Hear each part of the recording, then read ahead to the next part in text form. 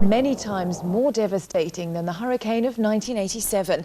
And most of those who died perished as scores of ships came to grief off the East Kent coast on the Goodwin Sands. Well, today the people of Deal held a memorial service and a fly-past to mark those events and to honour those thousands who died.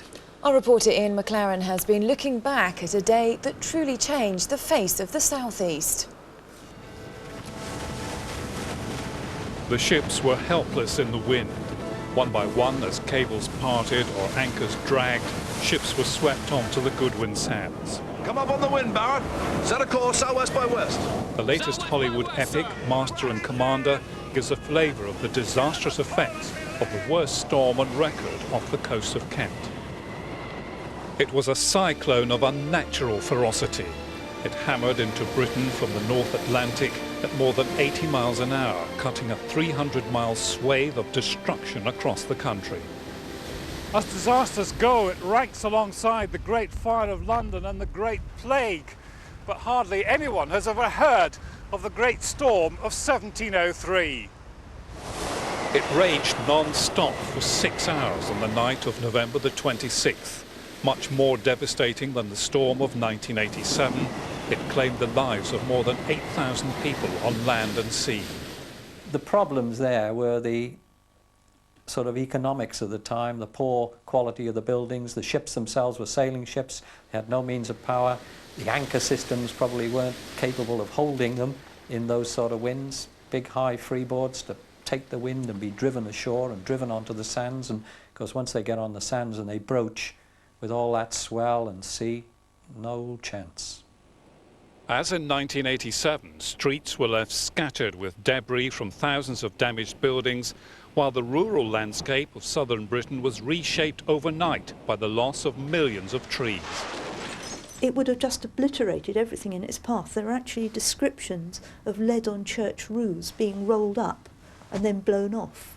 The Bishop of Bath and Wells and his wife were killed in bed when the roof crashed down on top of them, and the Eddystone Lighthouse disappeared with the man who designed and built it. It was never seen again. Before the Great Storm, 200 ships were anchored off the Kent coast between the naval port of Deal and Ramsgate. They included almost half the Navy's fighting ships. The dramatic change in wind direction saw vessels blown onto the Goodwin Sands with catastrophic results. There were 1,500 men in the Royal Navy lost in one incident, and that's still the worst incident that the Royal Navy's ever suffered. Several important warships just lost off the Kent coast, including Stirling Castle and Northumberland. The best record of what happened during and after the storm of 1703 was provided by one of the fathers of modern journalism. Daniel Defoe, who later wrote Robinson Crusoe, gathered a collection of eyewitness accounts of destruction and survival. Stirling Castle had about 70 survivors out of about 350 crew, and one man, in fact, who was actually shipwrecked from another ship and rescued, or washed onto Stirling Castle and then wrecked again. And there are first-hand accounts, and they tell without any doubt, the ferocity of this storm and the sheer terror that was in people's minds. Divers discovered the almost complete remains of the gunship Stirling Castle in 1979.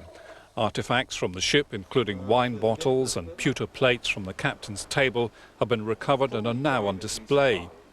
A cannon, complete with its wooden carriage from the man-of-war, is also being restored in Ramsgate. Being the fact that I dive on a lot of the wrecks in this area, and there are various timber wrecks uncovering all the time.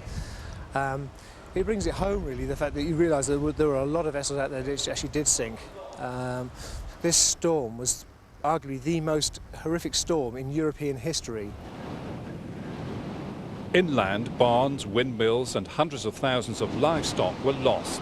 Church steeples were blown down across Kent, including one at the Old Church in East Peckham. The weather vane which replaced it bears the date 1704.